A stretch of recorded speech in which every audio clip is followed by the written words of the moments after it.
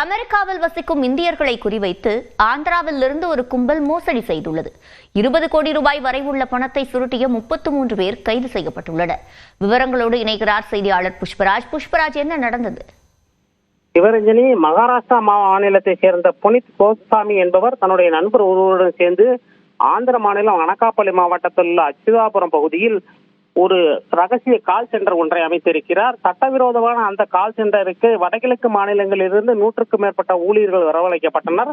அவர்களுக்கு 25,000 ரூபாயிலிருந்து 75,000 ரூபாய் வரை மாதம் சம்பளம் கொடுத்து கட்டமைக்கப்பட்ட ஒரு தனியார் நிறுவனம் போல் செயல்பட்டிருக்கிறார்கள்.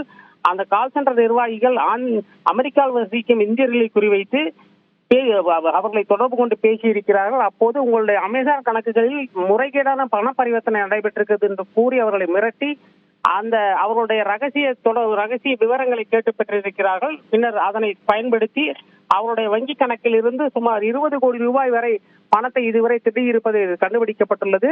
இது தொடர்பாக அந்த கால் சென்டர்களில் பணியாற்றி வந்த 120க்கும் மேற்பட்டோரில் 33 பேரை கைது செய்த போலீசார் அவர்களிடம் இருந்து கம்ப்யூட்டர்கள், லேப்டாப்கள் உள்ளிட்ட பல்வேறு உபகரணங்களை கைப்பற்றி பறிமுதல் செய்துள்ளனர். சிவரஞ்சனி, வழங்கியமைக்கு நன்றி புஷ்பராஜ்.